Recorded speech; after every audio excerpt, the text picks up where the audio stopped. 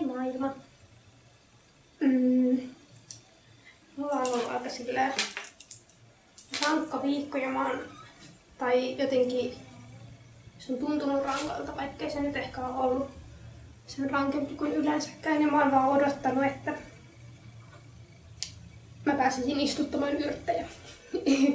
Ja nyt on perjantai ja mä olen tehnyt viikon uurastukset ainakin suurimman osan. Ja nyt me istutaan yrttejä. Mä ajattelin kyllä puhuakin tässä samalla asiaa, mutta kai se on kiva, että voi tehdä samalla juttuja. Näyttää joltain puuhanurkalta. Mä tein joku päivä tässä tällaisia. Me käytiin tiistaina äitin kanssa ostamassa yrtin siemeniä. Mulla on täällä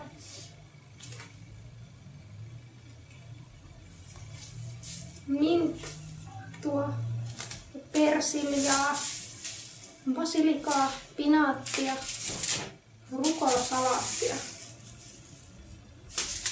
ja korianteria. Tässä mun mintussa kyllä nyt lukee, että tää on kähäräminttu. Mä en oikeesti ole ihan varma mikä tää on. Ja tässä lukee, että kylvetään avomaalle, että tää ei välttämättä tule menestymään mun ikkunalaudallani. Mutta sopiihan sitä kokeilla. Tosiaan, sit mä tein joku ilta olin silleen, oliko keskiviikkoiltana, kun mä päätin, että nyt mä kyllä istutan niitä yrttejä kuitenkin. No en mä sitten ennättänyt, kun piti mennä nukkumaan. Mut mä ehdin tehdä itselleni tämmösiä niin kuin sanomalehdestä kierrätettyjä taimiruukkuja silleen pilttipurkin ympärille. Tai leikkasin ensin sanomalehdestä semmoista 10 senttiä, vähän yli 10 senttiä leveätä nauhaa. Sitten kierrätin niitä pilttipurkin ympärille ja sitten teippasin pohjat naulateipillä. No, mulla on tällaisia täällä. Ja sit mä kreasin itselleni tämmöisestä vanhasta pahvilaatikosta tämmöisen tyylikkään boksin ja täällä on näitä. Ne on siellä odottanut. Sitten mulla on täällä yrttimultaa. Tämmöinen säkillinen. Ja niin, no siinäpä se sitten onkin. Ja niin, eikä tässä mitään ihmeellistä oikeasti, että tässä on mitään selostettavaa. Siksi mulla on aihe, mistä mä haluan puhua.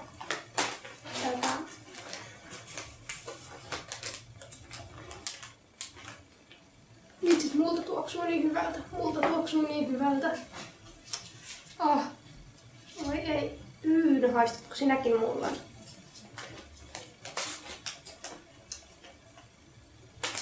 Niin, mä haluan puhua tänään armosta ja armollisuudesta. Ja sit myöskin vastuusta. Ja ehkä myös vähän vahvuudesta. Aloitetaan ehkä siitä vahvuudesta, tai siis tää lähtee siitä. Pyynä, voitko olla metelöimättä?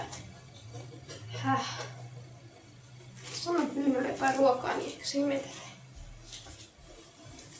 Mulla on yksi sellainen kaveri, joka me ollaan hyviä kavereita, mutta jostain syystä meillä on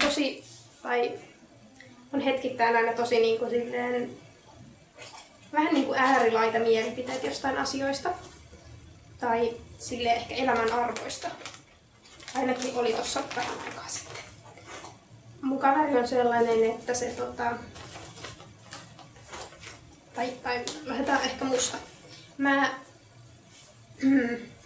oon kirjoittanut paljon ja muutenkin puhunut paljon heikkoudesta.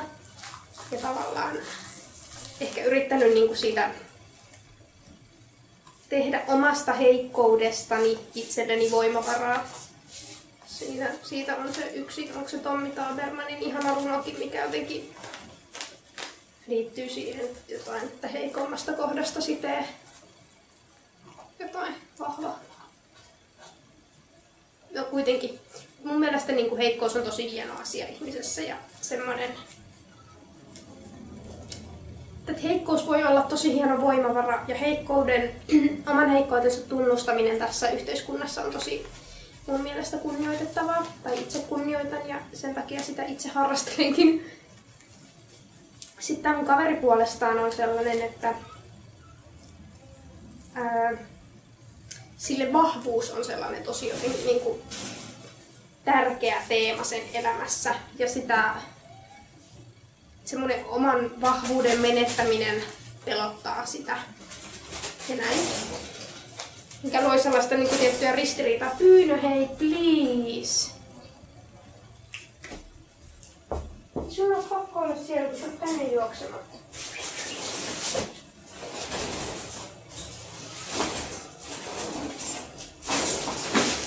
Miksi? Tule tänne.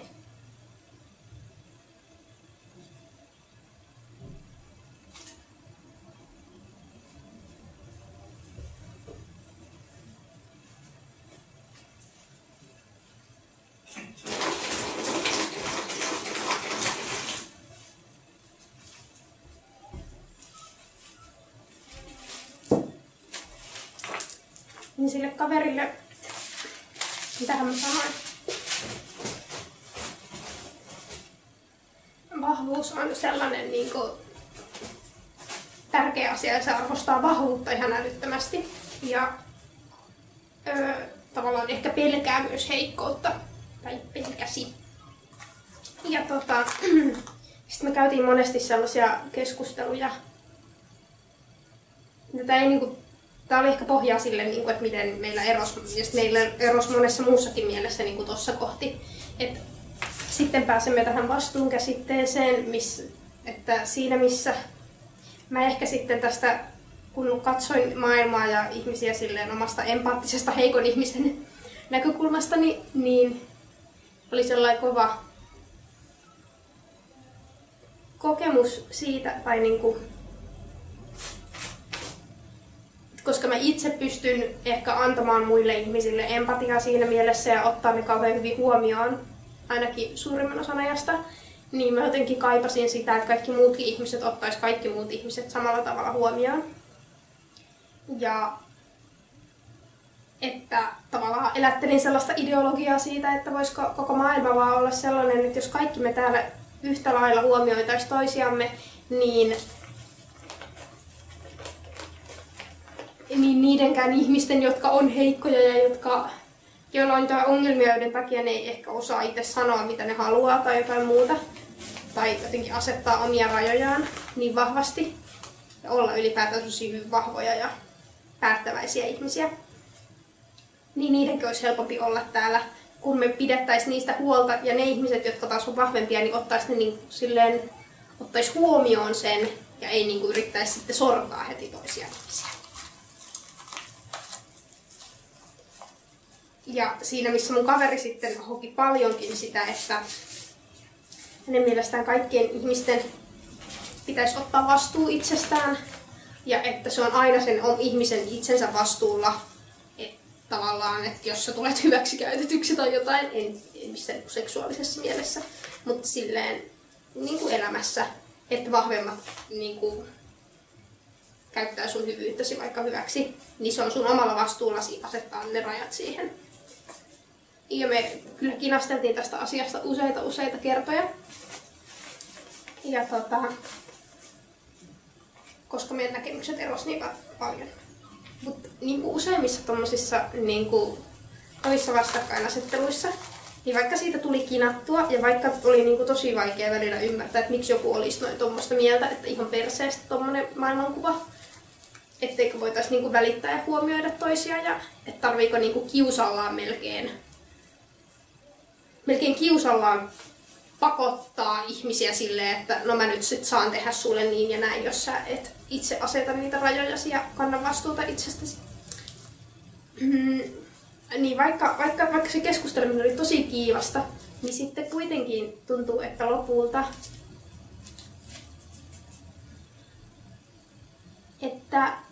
että lopulta kaikki tommonen aina, etenkin jos on edes jossain määrin rakentavassa mielessä ja silleen, että ne keskusteluosapuolet ei ole ihan pällejä, niin sit se aina voi rakentaa jotain uutta tommoset keskustelut. Ja niin mullakin lähti sit virkoamaan mun mielessä paljon enemmän tämmösiä uusia asioita. Tai silleen, että sitten huomasikin, että yhtäkkiä jossain arkipäivän keskellä arkipäiväisissä tilanteissa sitä miettii niitä asioita, että se toinen on sanonut. ja pyörittelen niitä vähän silleen, että pitäisiköhän mun ehkä kyseenalaistaa näitä jotain mun omia toimintamalleja. Ja niin olen kyseenalaistanutkin, paljon olen. Tämä liittyy itsetiedostukseen, mikä ylipäätään on sitä, että miettii niitä tekojaan ja ajatuksiaan ja ajatusmallejaan ja siinä hetkessä koittaa tiedostaa, että miksi minun pääni toimii tällä tavalla. No. Sitten olen hyvin paljon lämmennyt sanalle vastuu ja ajatukselle vastuusta ja vastuun kantamisesta itsestään. Ja todennut, että no toki se on hirvittävän tärkeä osa aikuistumisprosessia. Se on hirvittävän tärkeä taito elämässä. Jo ihan sen takia, että meitä ihmisiä on täällä niin paljon erilaisia.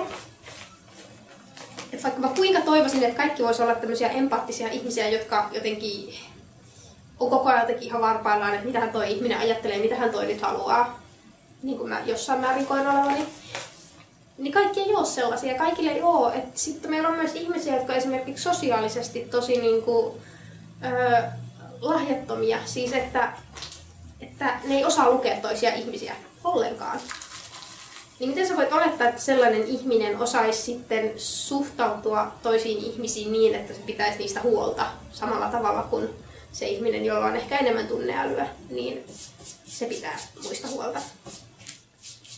Meitä on ihan syystäkin täällä erilaisia ja sen takia ihan jokaisen heikonkin ihmisen olisi tosi tärkeää opetella asettamaan ne omat rajansa ja opetella kantamaan se vastuu itsestään ja seisomaan niiden omien rajojensa takana ja sanomaan, ei tarvitse sanoa välttämättä kärkkäästi, ei kenenkään tarvitse suuttua ja kiukutella tai mitään sellaista, mikä ehkä mulle tuli silloin mieleen, kun me näistä puhuttiin. Että tosi ikävää silleen lähteä sortamaan, tosi ikävää sanoa toisille ei tai jotain.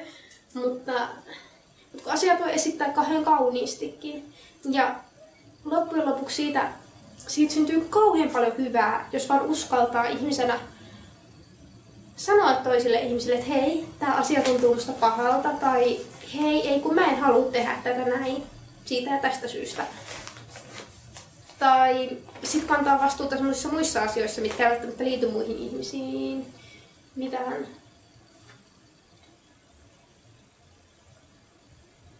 Ei mulla ollutkaan esimerkkiä tollasesta, mutta näitäkin tilanteita on tullut jotenkin mun elämässä nyt tässä lähiaikoina, kun olen tätä sanaa pyöritellyt päässäni. Tai sitten sellaisia, että jos sä tarvit apua joltain ihmiseltä, sä tarvit tietynlaista apua. Mulla on ainakin ollut tapana silleen, että mä just toivoisin niin paljon, että ihmiset lukis mun ajatuksia. Mä toivoisin niin paljon, että ihmiset osais vaan jotenkin automaattisesti olla mulle olemassa just silleen, että mä tarvin niitä eniten jonain hetkenä. Jotkut mun lähimmäiset. Mutta kun ei se toimi niin tässä maailmassa, ei kaikki osaa, ei kaikki tajuu. Ja siinä voi olla monta muutakin estettä. Ja sitten on ollut hirveän hieno taito oppia pyytämään sitä apua silleen suoraan, että hei, voisitko sä tehdä tämän asian, olisiko tää liian iso juttu? Ja toikin on vastuun kantamista omasta elämästään. Sä kannat vastuun siitä, että jos sä tarvit jotain, niin sit sä pyydät sitä. Ja yllättävän paljon aukeaa ovia ja sitä empatiaa oikeasti tulee. Kaikki ei vaan osaa lukea ajatuksia, tai siis että kukaan ei osaa. Toi on ollut oikeasti tosi merkittävä asia huomata. Jep, toi on mun mielestä myös tosi ihanteellista, että miten keskustelut, missä osapuolet on ihan eri mieltä, niin ne saattaa oikeasti loppujen lopuksi jonkin ajan päästä. Siinä on joku varoaika, että kumpankin pitää vähän omasta puolestaan kiinni. Mutta sitten saattaa lopulta poikia suuntaan ja toiseen tollaista loppujen lopuksi tai oivalluksia. Ja se on mahtavaa. Mun mielestä keskustelut ei se tärkein osa keskustelussa ei ole se itse keskustelu, vaan se mitä tapahtuu sen jälkeen niiden ihmisten mielessä ja henkilökohtaisessa elämässä. Voisin mainita senkin verran, että myös tämä minun ystäväni on sitten tuon keskustelun tai noiden keskustelujen ja aikojen jälkeen puhunut mulle sitten myöhemmin siitä, että myös hänen näkökulmansa näihin asioihin on muuttuneet jonkun verran. Että on hienoa, että herättelen ihmisiä vähän johonkin, mutta niin on tämä ystävä herätellyt mua ihan yhtä lailla, kun mä olen häntä herätellyt. Se on ihanaa. Näitä on ihan loputtomasti näitä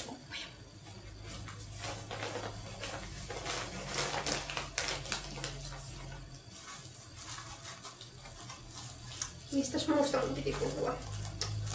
Mun piti puhua vastuusta ja... Niin vois sanoa siitä vahvuudesta vielä sen verran, että niinku varsinaisesti vahvuus ei ole edelleenkään mun niinku siis oman henkilökohtaisen elämän prioriteettilistalla silleen, tai että mä en niinku arvota sitä omassa elämässäni kauhean korkealle. Mä ymmärrän, että on sellaisia ihmisiä, jotka arvottaa. Mun mielestä heikkous on edelleen kauhean jotenkin kaunista. Ja silleen... Tietenkin siinäkin on jotkut omat rajansa.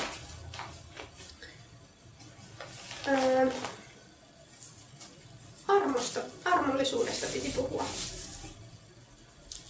Tosiaan, mulla on ollut silleen aika rankka viikko. Tai näin mä ajattelin tässä jo juuri vähän aikaa sitten, kun kävelin kotiin koululta.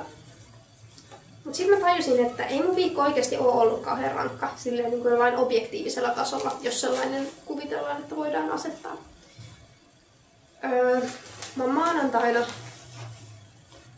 ollut Turussa, lähtenyt Turusta, matkustanut sieltä junalla Lammille, tai siis Hämeenlinnaan ja sieltä autolla Lammille, eli mun perheen luokse.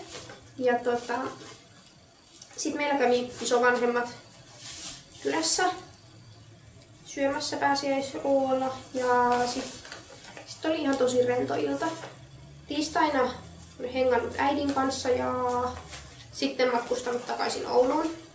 Niin, että mä olin ihan iltamyöhään, joskus 10 aikaa Oulussa. Keskiviikkona mulla oli pari kaveria Seinäjoelta käymässä Oulussa. Ja ne kävi täällä mun luona ja mä hengasin niiden kanssa vähän puoli päivää. Ja sit mä menin jo nukkumaan. Eli tein nämä yhtipurkit siinä välissä. Torstaina mun piti palata kouluarkeen. Ja mä kävin koululla. Ja se oli jotenkin tosi raskasta. Tai tuntui tosi raskalta, koska en mä tiedä, on jotenkin ollut sellaisessa pääsiäislomamoodissa ja muutenkin sellaisessa haluan kasvattaa yrttejä moodissa. Niin oli rankkaa palata siihen jotenkin, yrittää palautella niitä juttuja mieleen ja näin. Ja sitten tänään on perjantai ja mä oon aamulla käynyt työmaalla, se on yksi sellainen kouluhomma. Käynyt rakennustyömaalla kiertelemässä ja käynyt nopea kotona syömässä välissä ja sitten mennyt koululle. Meillä oli ohjaus yhteen kurssiin. Ja sitä ohjausta varten mä eilenkin tein kaikenlaista. No, tossa ei niinku oo loppujen lopuksi hirveän paljon juttuja. Et jotenkin ajattelee, että mulla on tavallaan mä oon tehnyt kouluhommia vain 2 päivänä tällä viikolla. Ja maanantai ja tiistai mä oon käytännössä lomaillut. No oikeastaan sen keskiviikonkin. Ja mä oon lomaillut niinku 3 päivää. Ja sit mä oon tehnyt kouluhommia. Tästä voisi niinku hirveän helposti saada itsellensä sellaisen ajatusluupin, että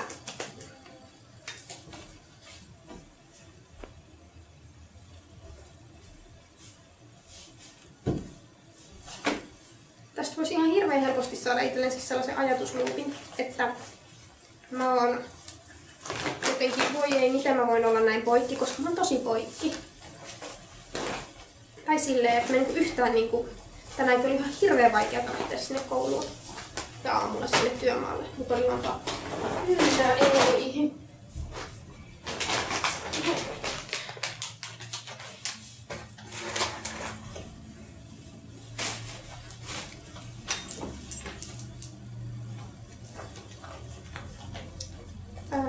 Mitä mä olin sanomassa, pyydänkin ja huuteilla. Parastelee herkkupussia.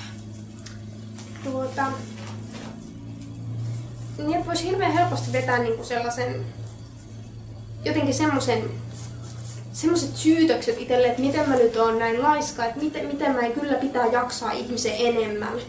Et eihän tossa ole mitään järkeä, ei voi olla näin poikki. Että tavallaan riistää itseltään ne omat tunteensa, että en mä voi olla näin poikki tästä määrästä asioita. Mutta nyt pääsemme armollisuusosioon. Mä oon ollut pitkään kauhean tavallaan perfektionistin tai silleen täydellisyyden hakuinen ihminen ja ylipäätään mä ajattelen helposti, että ainakin itseä koskevissa asioissa on aina vain 2 ääripäätä, että joko mä olen jotenkin totaalisen huono tai sit mä oon jotenkin täydellinen. Ja siihen täydellisyyteen mä pyrin ja sit jos mä en onnistu siinä, niin sit mä oon totaalisen huono. Ja että jos mä en pysty tavallaan täyttämään sellaista 5-8 tunnin työpäivää viikossa rytmiä, niin sit mä oon jotenkin epäonnistunut. Mutta kun elämä ei toimi niin, ja on erilaisia ihmisiä, erilaisia elämäntilanteita, erilaisia tarpeita ihmisillä. Ja mun elämäntilanteeni tällä hetkellä on syistä ja toisista sellainen, että mä oon havainnut tässä viime aikoina, että mä en ihan oikeasti pysty.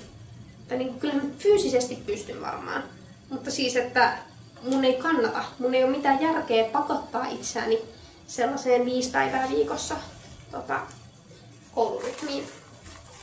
Ensinnäkin mä saan todennäköisesti kaikki tehtävät tehtyä, tai on tähän mennessä ainakin saanut, niin myös tälleen, että mä oon tehnyt vähän vähemmän hommia. Ja toisekseen se ei, vaikka mä yrittäisin tavallaan pyrkiä siihen, että heti kun alkaa tekemään jotain, niin alkaa tekemään täysillä ja että pakko vetää itsensä piippuun asti, niin se aiheuttaisi varmaan vaan enemmän huonoja seurauksia kuin hyviä.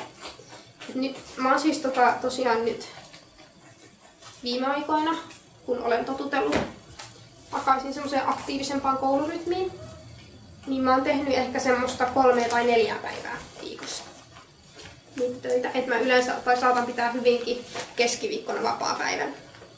Tai sitten mä pidän maanantai vapaata vielä viikonlopun jälkeen.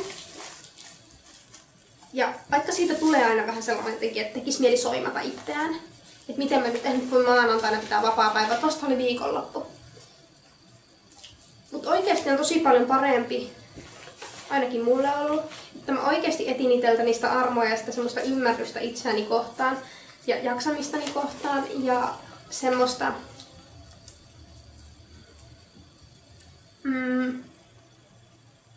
ymmärrystä ja sit yritän jotenkin koko ajan kuunnella itseäni ja olla silleen vähän varpaillaan itseni kanssa ja silleen kuunnella, että hei, vaikka mä olisin suunnitellutkin, että nyt tällä viikolla mä teen nyt sitten maanantain, tiistain, keskiviikon ja torstain töitä ja perjantaina pidän vapaata. Niin sit jos mun tulee keskiviikkona se olo, että mä en nyt oikeesti pääse lähtemään ja että mä jotenkin alan vähän vellomaan sellaisessa olossa, että ei, mutta mä en saa lähdettyä tonne koululle ja voi tuntua niin tuskaselta.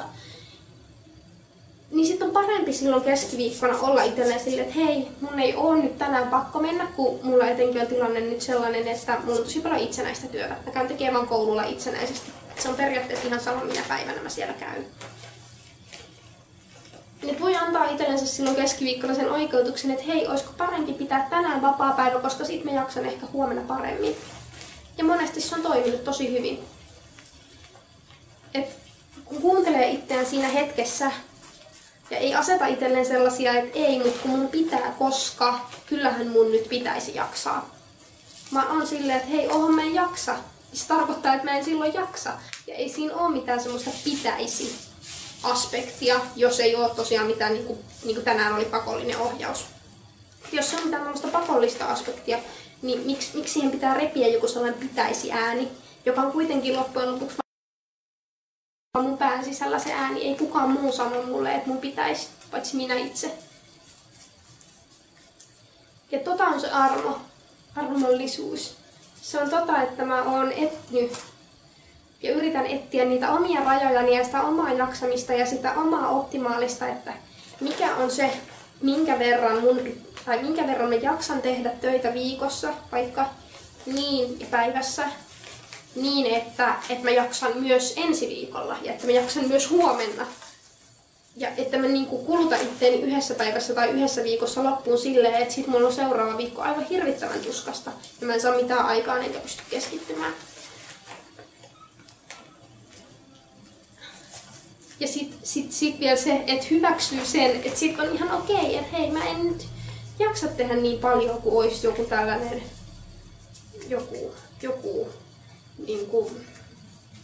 mä en jaksa tehdä niin paljon kuin se ääni mun pään sisällä sanoo, että ihmisen pitäisi jaksaa tehdä.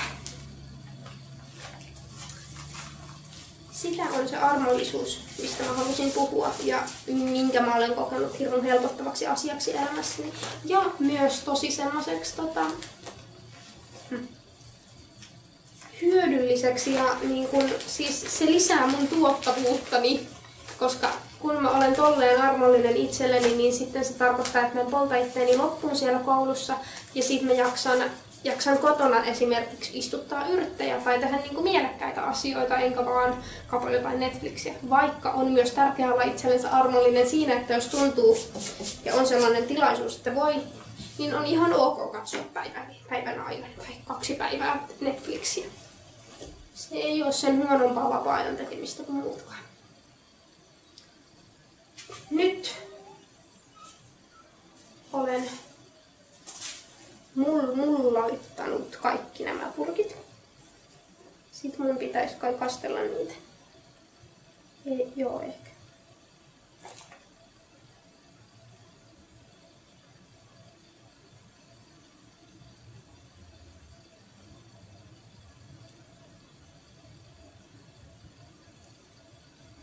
Mä siis tapan kaikki mun huonekasvitkin, tai en, mutta mun kasvi kuoli just 1.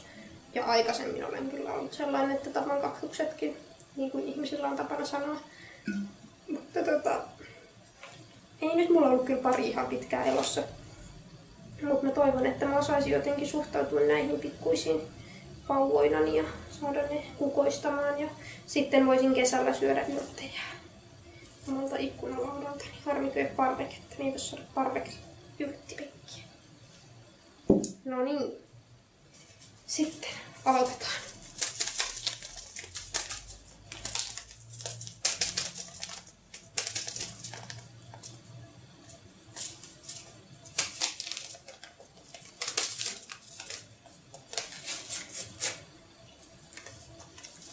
Tämä on nyt basilika. Näitä pitäisi laittaa muutama aina siemen tai näin. Nämäkin on näin pieniä siemeniä. Mä laitan vaan semmosen pienen kasan aina.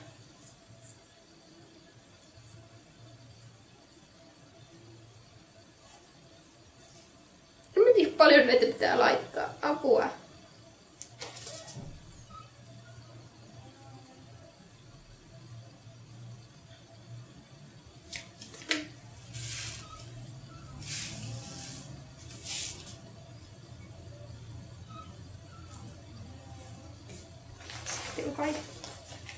Ihan vähän multaa. Mä luen jostain, että mitä pienempiä siemeniä, niin sitä vähemmän multaa päälle. Eli näille varmaan aika vähän, koska ne oli aika pieniä.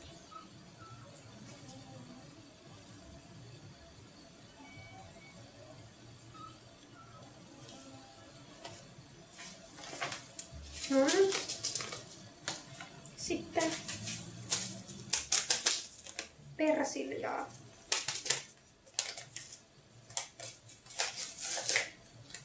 Pitäisikö mä ottaa joku kynä, että mä voin kirjoittaa näihin, mitä ne on.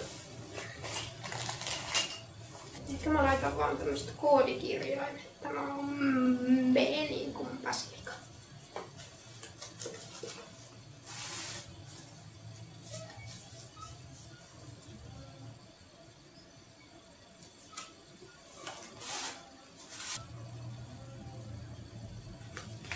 Mä oon ihan uuna. Mä teen varmaan jotain tosi väärin ja sit joku voi tulla kommentoimaan tähän videoon, että et saa kyllä mitään yrttejä kasvamaan, kun kylvät niitä noin. Häh? Mitä sä oikein luulet tekeväsi?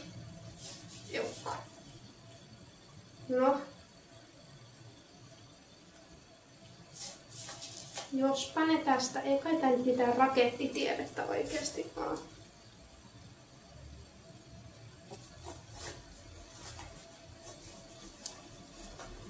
Mahdupas sinne. Menepäs sinne. Jee! Mun vesi loppuu. Jos mä saisin kaikille tilkkasen.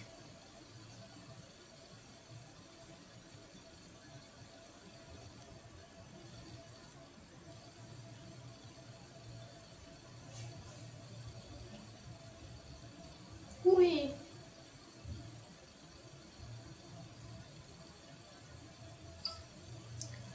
Katsokaas tätä. Tadaa! Voisin kirjoitella tähän vielä tähän.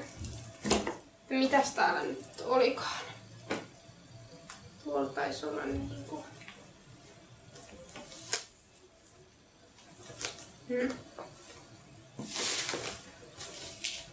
Basilikapasekka.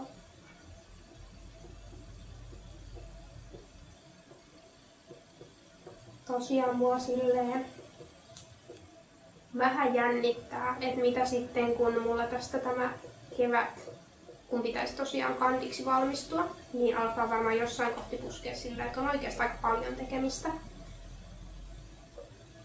Niin miten tämä mun armollisuussysteemi toimii sitten, kun on oikeasti sellainen stressi ja että on pakko tehdä. Mutta jospa mä sitten keksin jonkun uuden keinon säännöstellä sitä ja voin sitten ehkä kertoa teille siitä. Mutta toistaiseksi tää on niinku ollut aivan loistavaa. Mitäs?